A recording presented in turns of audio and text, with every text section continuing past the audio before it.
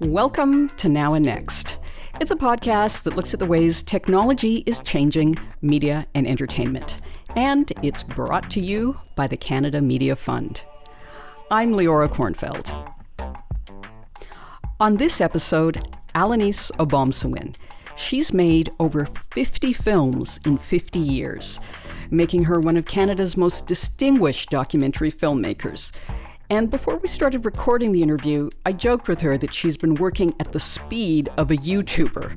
However, the product is anything but YouTube. Alanis's work is characterized by a really minimalist style. Not a lot of fancy production techniques or special effects or editing tricks.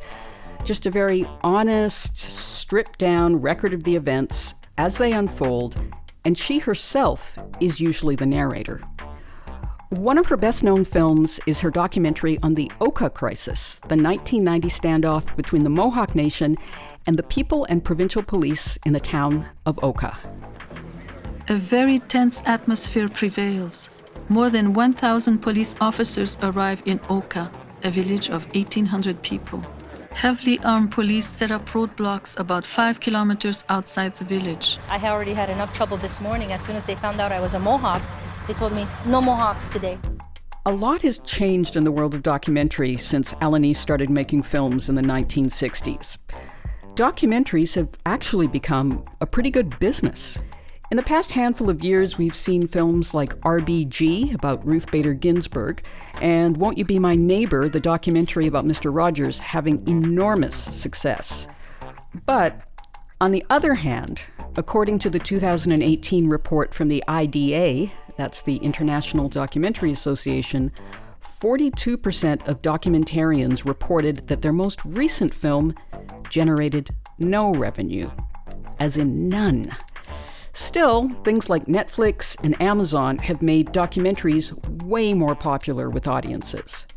So, what does a legendary filmmaker, now in her late 80s, make of all these changes?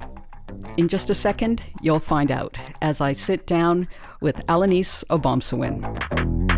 During a panel at TIFF last year, I remember hearing Darlene Nepenthe. She's an Indigenous filmmaker, Yes. You know, Darlene. Yeah. And she said something very, very interesting. She was talking about the value of Netflix and the on-demand streaming platforms specifically for Indigenous communities in remote areas where they don't have a lot of broadcast TV options. And what she said was that now people in those communities are seeing films, they're seeing TV shows that they otherwise wouldn't have seen, and they're also seeing themselves in those shows. And I'm wondering if you're hearing a similar sentiment in the communities that you know and that you work with. Yes, I think they have access to so many things that's never happened before. So it makes a big difference. In the last perhaps 20 years, many of the communities have their own radio station, which also is very important to the people. And so there's also a lot of young people across the country that are so interested in making videos, and people have cameras. It would be very different now, let's say, if a situation like the Oka crisis would happen. It would be, a lot of it would be covered with their own equipment that they have as the everyday phone, and where they can take photographs and stuff like that. It's available and very much part of the everyday life. So that has to do with the new technology. Well, this is something I wanted to ask you about, because over the years that you've been making films, sometimes if you were not the first, you were one of the first to get your cameras into places that were, you know, the heart of the story, where things are happening. And now, of course, everybody with a phone in their pocket has a great camera, and we've got Twitter to get the story out, and Instagram Live and all of these types of things. So how do you look at the role of the documentary filmmaker now in that environment? I don't think that it affects the documentary work as threatening. I don't think that, because even though you can have all the equipment in the world, you still have to be able to tell the story and to really do it where people will sit down and hear and listen and learn something about the history and what's happening in the everyday life. People will cover a lot of things themselves, but it won't be like a documentary, like a story, not necessarily, but they will have a lot of photograph images that would be very useful for a person who would want to make a documentary. What's your relationship with all the new technologies? Well, a lot of it, at first I was very reluctant to change from 16 to, for instance, video cameras. When we were covering in 1990 what happened in Kanesatake, they were calling us dinosaurs. Everybody else had the video cameras, and there we were doing 16. And I was very didn't have so much confidence in terms of the image and the quality of the new video material. But now I must say I'm very happy because it's so much easier, especially that in most places that I go to are very far, isolated in the north, and you have to go there, switch to small planes, and when you arrive with so much equipment, they'll say, oh, well, we can't get all this today, you'll have to. So it's very annoying. So now, at least, with much less equipment and also people, it makes life easier for sure. Eventually, I think people are going to, already some people are making films with their phone. And what do you think of that? Well, I think it's great. No matter what you have access, you have to any kind of modern equipment, and you're taking images, it's great. But it doesn't mean that you can produce... first of all, it depends on who's doing it and what kind of experience you have into making films.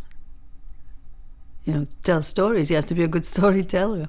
But it's very useful to cover whatever is happening at the time with images that you can use in a document to make the whole story.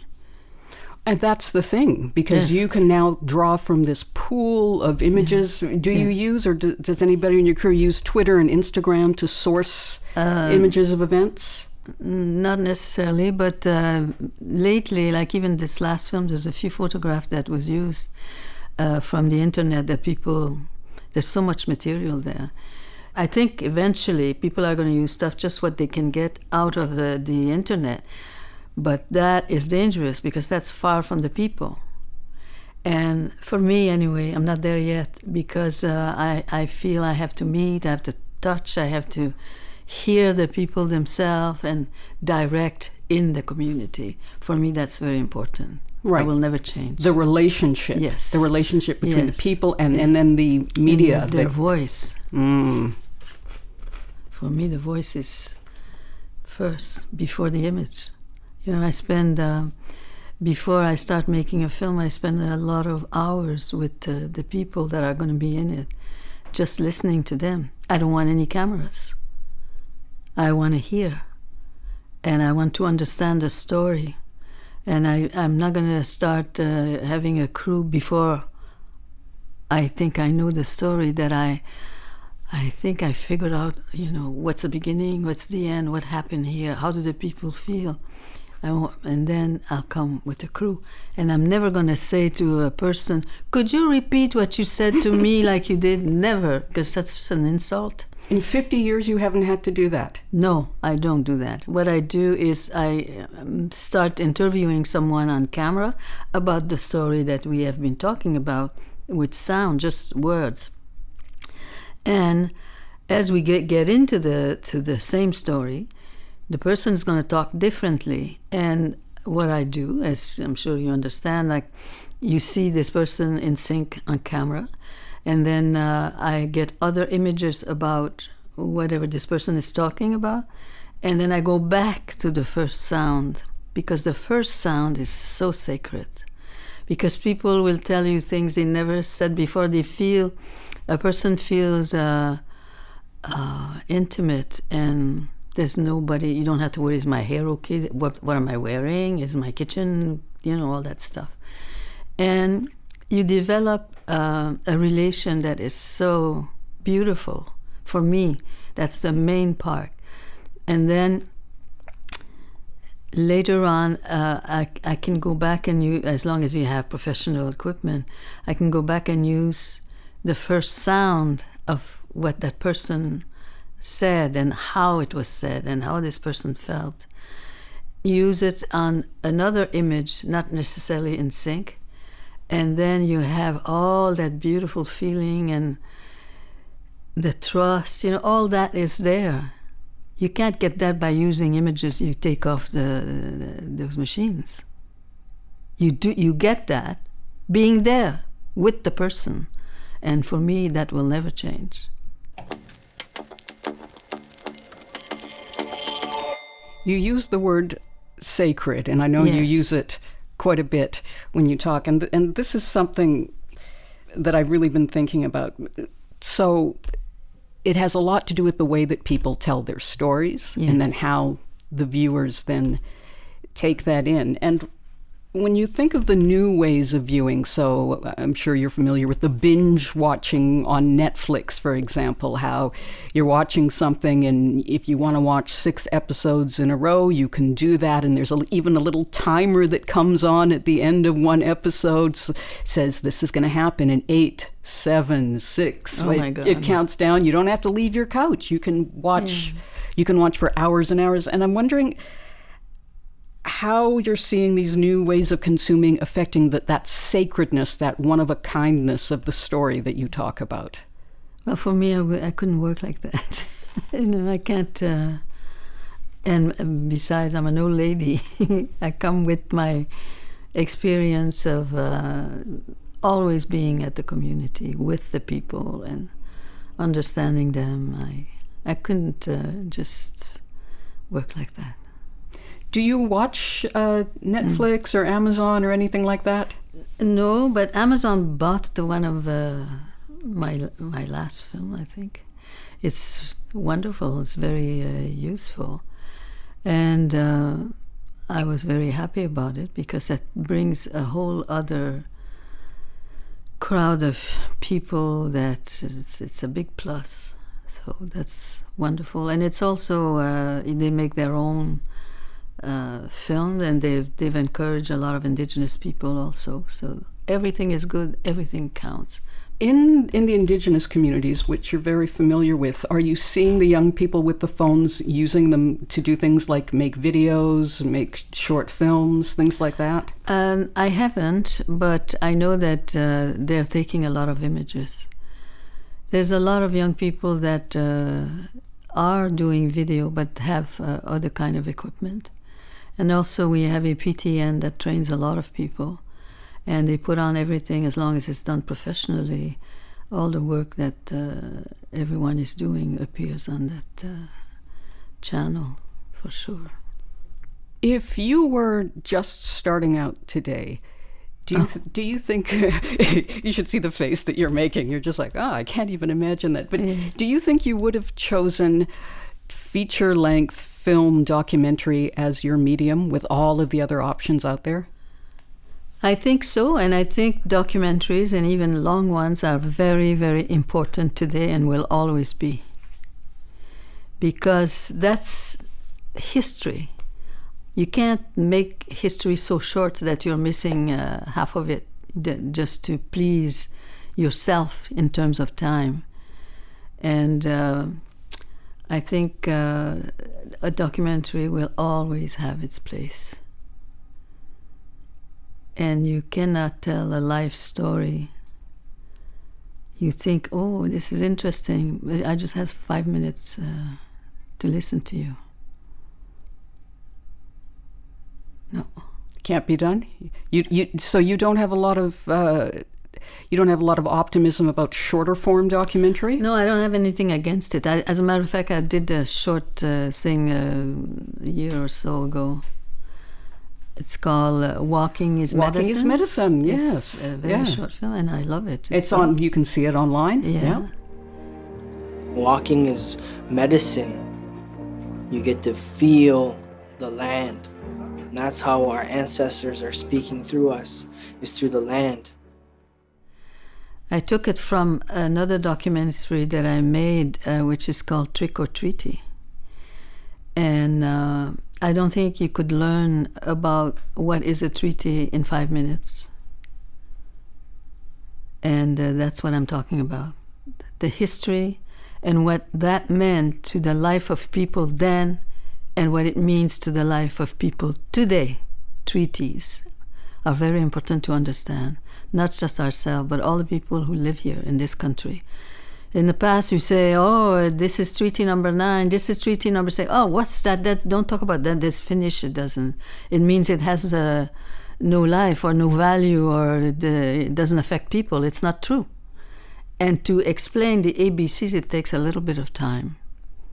No matter how modern it gets, you'll never know until you hear the whole story. That's what I think. When you experimented with the shorter form videos on YouTube, like Walking is Medicine, what did you find about working in that shorter format? I loved it. It was part of a whole big documentary that I did. You can get, especially when you're telling a long story and you're trying to make people understand the past or whatever, or how people feel today. The connections is because I spend a long time making this long thing that I can take anything out of there and it would be very valuable. But it doesn't come from me saying to somebody, talk to me for 5 minutes, I'd like to hear this. It doesn't work like that. Not with me. I don't go to places to hear something I want to hear. What I want is to hear the people themselves, how they feel, what they have to say. I want them to feel comfortable and feel I'm not coming there to trick them. And all that takes a lot of time. And I still work the same way. In the last couple of years, there have been documentaries. Some people say it's like the documentary boom going on. And there have been documentaries with box office $10 million, $20 million, which is very unusual outside of a few people like Michael Moore. He's one of the very few people that gets big box office revenues for his movies. So with that going on, are you seeing any differences in the way that documentaries are getting funded or financed because of that documentary boom? Well, it's actually has been difficult for all people who make documentaries to get funds. There's a change now, especially, of course, I'm talking about Indigenous people. If ever there was a time that there are monies and places available to help you make a documentary, if you're Indigenous, it's right now. It's incredible across the country what's happening. And in all our institutions in this country, there's a space there where years ago you'd get very intimidated to walk into the Canada Council or the Film Board or Telefilm, all those places. Now there is a place, especially for Indigenous program, Indigenous languages, and there's encouragement for people to get into this and do it. This is the time. It's wonderful. I am so happy to have lived this long to see the difference, because it's been bloody hard for a very long time. And not only that, everything in terms of racism, in terms of, if you're Indigenous, you're less than others. It's changing. And it's the first time, I would say, perhaps the last 10 years, more so the last 5 years, and Reconciliation has done an incredible job. So you feel that, I travel all the time, that Canadians wants to see justice. And Canadians are listening. You have a feeling that they're really listening to what you're saying and don't have a response that, like in the past, say, Indians, they're always complaining. They don't pay tax. They're drunks. They're lazy. I don't hear that so much anymore. And that's a gift. And I'm so happy. And I think because the history was so false in the teachings in the classroom for many, many generation, that is where you get your education, and your education was to make sure that we were savages and all that kind of language. At least these books are out of the classroom now. And people realize, but you know how long it took? It's many of us who've been fighting, like we're an army of people that in all our ways, all the artists, the educational system, name it, we have people in every discipline in this country that are at the head of something. We have doctors, we have lawyers, we have judges, photographers, filmmakers, we have our own channel. This is, you know, this is a long walk. It's just incredible what people have done and how they've come up. And I think our people don't know how beautiful they are. It sounds like you're also very optimistic for the new generation of Indigenous filmmakers. Definitely. And not just filmmakers, in any discipline. You just think of the past. 1951 was the first time that, because of a paragraph that was changed in the Indian Act, that an indigenous person could go to university without having to deny his race. First time. Before that, you had to be a Canadian citizen, and we were never a Canadian citizen until 1960. So just think how young that is in terms of time and the changes. So we've come a long way, and the system of residential school is dead, thank God of that. But the result of all that painful way of being treated is still there. The children of those who went to residential school, all that is, it takes generations to heal. So, and now here we are, and so much wonderful things is happening to our people, and our young people have a place. And this walking is medicine is a good example. To see these young people walking, and the way they talk like old people. You know, they're 16, 18, and they have that language, realizing that you're not going to get better through drugs or alcohol or these foolish things, but you will get better if you start looking within yourself. What's in your heart? What's my gift? What would like to do and do well? And know your history and know how our people survive and the wonderful things they did. And that's where you feel better about yourself, that you feel it's okay, you know, I'm an Indigenous person and I can do this, I want to do this, I'm allowed to dream, I'm allowed to make my life a good life, I'm allowed to have something to teach my child. And that's what it's all about, and it's to feel good about what you are, because we are beautiful people and we are good people. And there's a lot of good people across this country, and this is who I like to meet or hear now, you know. I just say, I want to see there's good people everywhere who I think love us and want to see us in a good place. Thank you very much, Alanis. That's documentary filmmaker Alanis Obomsawin.